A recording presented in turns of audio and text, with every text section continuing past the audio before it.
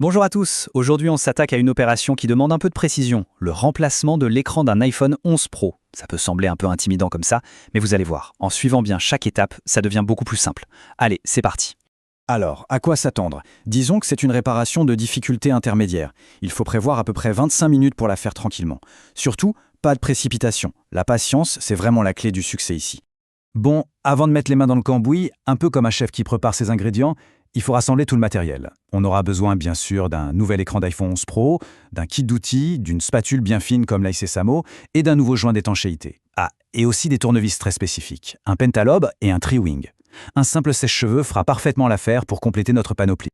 Ok, voici notre plan de match. On va y aller en 5 grandes étapes bien logiques. D'abord la préparation, ensuite l'ouverture délicate de l'iPhone, la déconnexion de l'ancien écran, l'installation du nouveau et pour finir, le remontage final. On est prêt? C'est parti. Allez, on attaque avec la toute première phase. C'est l'étape de préparation et croyez-moi, elle est absolument cruciale pour la sécurité de l'appareil et pour que toute la réparation se passe bien. 3 petits gestes tout simples mais vraiment essentiels. D'abord, on vérifie bien qu'on a un iPhone 11 Pro entre les mains. Ensuite, pour des raisons de sécurité évidentes, on éteint complètement le téléphone. Et enfin, on n'oublie pas de retirer le tiroir de la carte SIM. Ce serait dommage de l'abîmer pendant l'ouverture. On passe maintenant à l'étape qui demande le plus de doigté, l'ouverture de l'iPhone. C'est vraiment là que la dextérité entre en jeu. Le but, c'est de réussir à séparer l'écran du châssis sans rien, mais alors rien, abîmer. Alors, ce processus se fait en 4 temps. On commence par enlever les 2 petites vis pentalobe qui se trouvent de chaque côté du port de charge. Ensuite, avec un sèche-cheveux, on chauffe tout le pourtour de l'écran pendant une bonne minute. Ça va ramollir le joint d'étanchéité. Une fois que c'est fait, on peut insérer une spatule très fine pour créer une petite ouverture, juste assez pour y glisser un médiator en plastique. Le plastique, c'est parfait, ça évite de rayer le châssis pendant qu'on décolle tout l'écran. Le maître mot ici, c'est vraiment la délicatesse. Si on appuie trop fort, on risque de fissurer le verre ou de rayer le châssis. Si ça résiste, surtout, on ne force pas.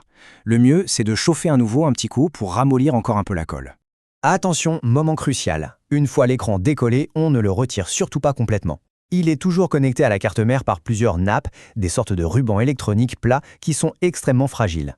Il faut donc l'ouvrir tout doucement, comme si on ouvrait un livre en le basculant de la gauche vers la droite. Et voilà, on est à l'intérieur. 3e étape, on va déconnecter l'ancien écran et récupérer certains composants qu'il faudra transférer sur le nouveau. Là, on rentre vraiment dans le cœur technique de l'opération.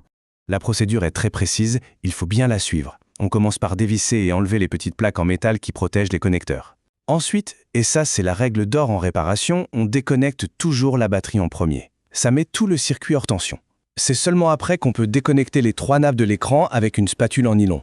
Bon, là, il faut être très attentif. C'est un avertissement de la plus haute importance. L'ensemble qui contient l'écouteur interne, le micro et les capteurs pour le Face ID, eh bien, il est unique et appairé à la carte mère. En clair, s'il est endommagé, même un tout petit peu pendant le transfert, la fonction Face ID sera perdue pour de bon. Donc, prudence maximale. Pour retirer ce fameux bloc, il faut dévisser les quelques vis qui le tiennent. Ensuite, avec notre spatule en nylon, on fait délicatement levier pour le soulever, puis on décolle très précautionneusement la nappe de l'ancien écran. C'est vraiment une opération qui demande beaucoup de minutie. Ça y est, l'ancien écran est complètement démonté. On passe à la 4e étape, la préparation et l'installation du nouveau. C'est le début de la fin, on commence leur montage. On reprend notre précieux bloc écouteur et capteur Face ID et on va l'installer sur le nouvel écran. Il faut bien s'assurer qu'il est parfaitement positionné dans son logement avant de le revisser. Un bon alignement, c'est la clé pour que tout fonctionne comme avant. Avant de tout refermer, petite étape de propreté indispensable. On nettoie soigneusement le châssis pour enlever tous les résidus de l'ancien joint. Une fois que c'est nickel, on applique le nouveau joint d'étanchéité. Il faut bien le positionner car c'est lui qui va redonner au téléphone une partie de sa protection contre l'eau et la poussière. On y est presque. C'est la dernière ligne droite. Étape 5. On va tout reconnecter, refermer et finaliser cette réparation. Pour reconnecter, c'est simple. On fait tout dans l'ordre inverse du démontage. On rebranche d'abord les 3 nappes de l'écran. Et le point crucial, c'est de reconnecter la batterie en tout dernier. C'est la meilleure façon de faire pour éviter le moindre court-circuit. Une fois que les nappes sont bien clipsées, on remet les plaques de protection en métal à leur place. D'abord celle qui protège les connecteurs de l'écran avec ses 6 vis, puis celle du connecteur de batterie avec ses 2 vis. Chaque vis à sa place, c'est important de ne pas les mélanger. Juste avant de refermer définitivement, une toute dernière vérification s'impose. Est-ce que l'écran est parfaitement aligné? Est-ce que les bords s'emboîtent bien dans le châssis sans forcer? Il faut prendre un petit instant pour ce contrôle visuel. Pour refermer, on commence par clipser la partie supérieure de l'écran dans le châssis, là où il y a des petites encoches. Puis, on appuie doucement sur tout le pourtour jusqu'à ce qu'on entende des petits clics.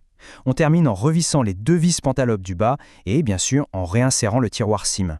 Et voilà, c'est terminé. Le succès de cette opération, finalement, il repose sur quelques éléments clés. Avoir le bon écran, les outils adaptés, une spatule bien fine, et surtout, ne pas faire l'impasse sur le nouveau joint d'étanchéité pour une finition vraiment parfaite. Voilà qui prouve qu'avec un peu de méthode et de patience, il est tout à fait possible de donner une seconde vie à ces appareils. La question maintenant, c'est quelle sera la prochaine réparation à tenter ?